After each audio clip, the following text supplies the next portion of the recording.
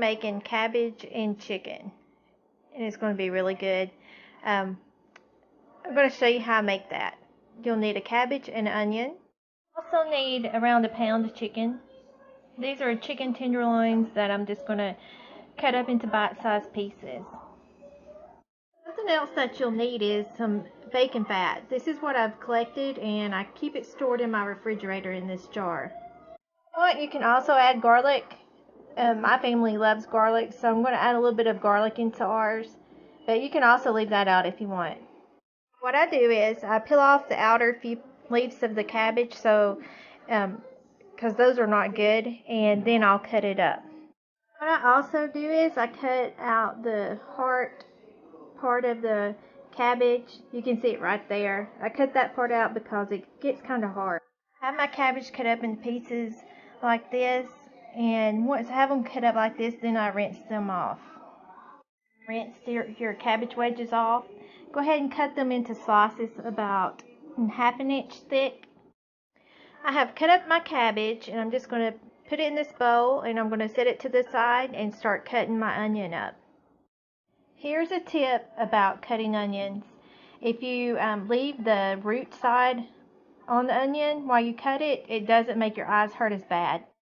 Okay, I've cut my onion up, and this was a big yellow onion.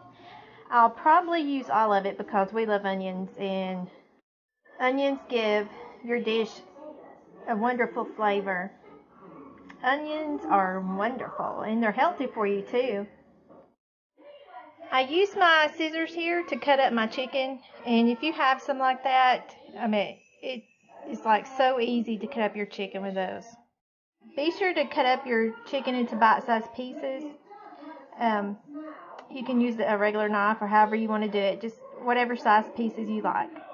Place a heaping tablespoon or around a tablespoon of bacon fat into your iron skillet. Turn your stovetop onto medium-high heat. Mine's on 7, and I'm letting my oil get hot. That right there is a piece of bacon from the bacon fat, so don't be alarmed. It's just a piece of bacon. Okay, I have placed my chicken into the pan, and I'm going to cook it till it's almost done, and then I'll add my cabbage. I'm going to go ahead and add my onions into the chicken. My chicken's not done, but I want my onions to cook with the chicken. I have added the onions. Now I'm going to put pepper, and just add as much as you think your family will like. I'm going to place my lid on my skillet and let this cook for a little while until the chicken no longer shows pink on the outside. Okay, I've removed the lid. My chicken looks mostly white, so now I'm going to add some garlic. Okay, I'm adding a teaspoon of garlic. I accidentally already dropped some in there, but here's a teaspoon of garlic. I have mixed the garlic throughout the chicken and onions, and now I'm going to add my cabbage. Place the cabbage on top of the chicken, and it looks like it's a lot, but it's going to cook down, so you put your lid on top and it'll help it steam. My lid actually doesn't go all the way down on my cabbage, but that's okay. It's going to cook down. It's going to reduce down, so it's reduced down quite a bit already. So once it does that, I'm going to add the remainder of my cabbage because I like a lot of cabbage and I have some left over. My cabbage has cooked down a bit, so I'm going to add the rest of my cabbage that I had. Continue cooking your cabbage and chicken, and keep it covered so that it'll steam. Mine is almost done. Okay, I have stirred mine up, and so you can see some of the chicken on there, and here's the cabbage. It smells really good. I'm going to add a little more pepper to mine.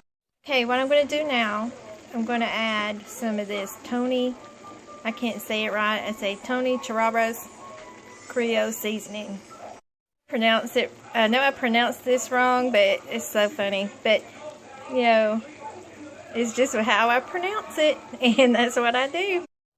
I have a teaspoon of that Tony Chirabro's, or Tony whatever that was, and I'm going to sprinkle that throughout this. Okay. When your cabbage looks like this, when it's translucent, it is done.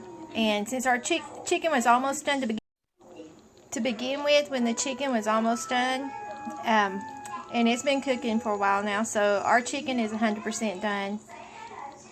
I want to let you know that I'm sorry that, there's a loud sound in the background, but I have a 3-year-old and he thinks he knows how to use the TV by himself.